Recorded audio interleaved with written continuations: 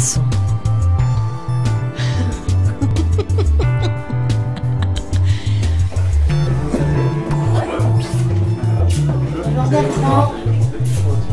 Pour un livre, pour un son. Bertrand Michaud, Alexandre On va Lemierre. bien manger, c'est très bon. Et là, on est parti pour combien de temps? Donc on est parti pour 3 15 heures, je crois. Ouais, c'est ça. 3h30 normalement. Jusqu'à l'apéritif ce soir. On garde 10 minutes normalement. Non, on va faire une petite heure. En fait, on met pas les disques. On fait Ouais, plus une court comme petite heure, ça. c'est déjà long, quoi. Ouais, mais l'émission au final fait 1 heure. D'accord, 1 heure avec 3-4 disques à peu D'accord. près. D'accord. Euh, Enfin, ça fait des mots. ça fait du temps pour discuter, c'est bien. Ça fait 500 000 mots à peu près, on a Ouais, vérifié. Donc tous les 1000 mots, il fait un signe pour me dire on est à Non, la dépend si dixième. c'est- Ding, tu sais, la cloche, tu sais. C'est la cloche. C'est comme les tours, tu sais, pour les vélos, tu sais. Exactement. Non mais en plus moi j'ai mon minuteur. Très bien. Moi j'ai mis à 45 minutes pour les Donc audios. téléphone coupé, tout ça. nickel. Ouais, ça, Hein J'ai pas de téléphone. Bon alors hier j'étais au bistrot. tiens. Dans un élan professionnel, je me suis dit je vais aller choper 2-3 brèves. Tu m'entends pas non plus? Ah ça y est, je m'entends là, Ah, ça y est, c'est bon. en rouge. Et donc j'y suis allé. Ouais. Je suis resté 1 heure, je suis allé à 15 h. Donc j'ai choisi plutôt le vieux bistrot. Ouais. Et je suis rentré bredouille. Eh oui, mais il faut jamais aller au bistrot pour écouter les brèves. Ah oui, mais là je me suis dit. Mais c'est un principe de base. Donc ça ne marche pas. Les gens vous reconnaissent et. Ah non, non, non, c'est que le principe ne marche pas comme ça. Moi, je sais, si je vais à côté, je vais aller au bistrot à côté pour écouter des brèves pour le noter sur mon carnet. J'arrive à rien. Enfin, je veux dire, c'est pas comme ça que ça marche. C'est bien connu, les plus courtes sont les meilleures, et ces brèves-là le confirment. Parfois composées d'un unique mot, les plus longues, sous forme de dialogue, ne dépassent pas plus de quelques lignes. Depuis maintenant 30 ans, ce baroudeur des bistrots collecte des brèves de comptoir qui, année après année, témoignent l'air de rien de l'air du temps, renseignant sans le vouloir sur l'évolution de la société et des mots qu'il raconte. Entre lieux communs et aphorismes, ces petites phrases collectées au café du coin de la rue, aux allures philosophiques ou grotesques, absurdes ou profondes, sont toujours drôles, percutantes et significatives. Bonjour Jean-Marie Goriot. Bonjour.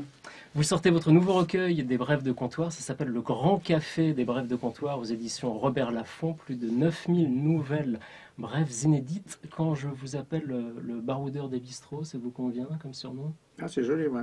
Ça fait un peu arpenteur avec un blouson de cuir. C'est pas mal, c'est pas mal. Ce que vous avez aujourd'hui, Absolument. c'est du daim. Oui, oui, mais du daim épais.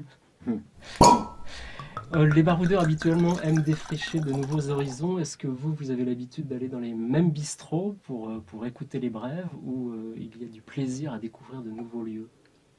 Ben, c'est-à-dire que je me balade tout le temps. Pour mon plaisir, pour mon travail. Voilà. Je suis rarement à la maison. Voilà. Et évidemment, partout où je suis, je vais au café. Pourquoi? Parce que j'adore ça. J'aime bien ça.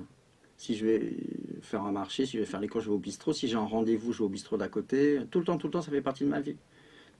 Si je vais à la mer, je vais d'abord au bistrot avant d'aller me baigner.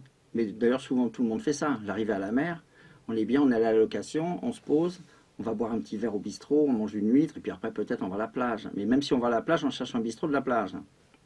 Donc, je vais au bistrot pour le plaisir, tout le temps. Donc, évidemment, je découvre d'une manière naturelle tous ces bistrots que je n'aurais pas découverts si je les cherchais.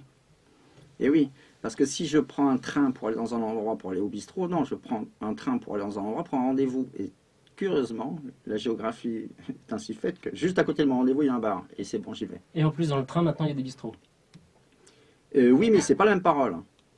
Ah, c'est pas la même parole. L'art arrive à raconter ce qu'il peut y avoir dans la tête d'une maman à qui on a tué sa petite fille.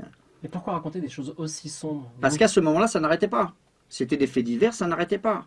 On allumait la télé, on regardait dans le journal, tous les 3 jours, il y avait une gamine étranglée, il y a un moment, ça va.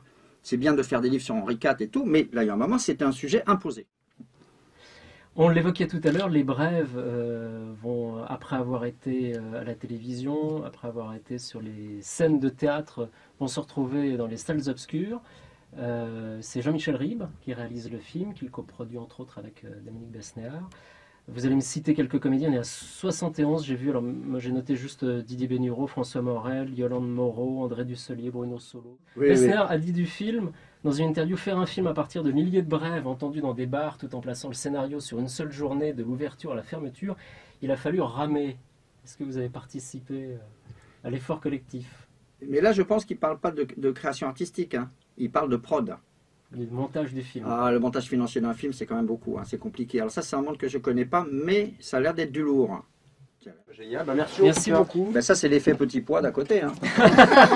Bon, le truc, on peut vous dire maintenant, il fallait pas le dire avant, mais en fait, cette émission elle existe depuis 4-5 ans, avec moi et Joël Meskens, qui était le journaliste qui faisait, et donc c'est la première pour Bertrand qui... Ils ont appelé Pôle emploi, ils ont dit vous avez pas un mec qui prend le relais. Et Ah, en fait, Joël voulait pas le faire avec c'est vous. ta première. Ouais, je fais Voilà. la radio mais il y a très longtemps, mais ça m'a Ah bon, permis bah, aussi. c'était très C'était bien, super. Merci beaucoup. C'était super. Ah ouais, Donc, c'était génial. sa première. ouais. On aurait dit que c'était la deuxième déjà. Génial. Ça, c'est un compliment. Ah ouais, Ça, c'est excellent. Ah non, c'est vachement bien. Alors que le prochain invité va te dire, mais c'est votre première.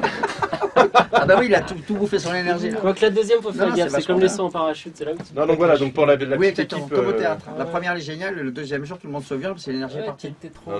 T'as tout bouffé la première fois. Ah ben comme ça, si t'es foutu dans la merde, c'est génial. Voilà. Merci Ah, mais donc c'était beaucoup. une spéciale.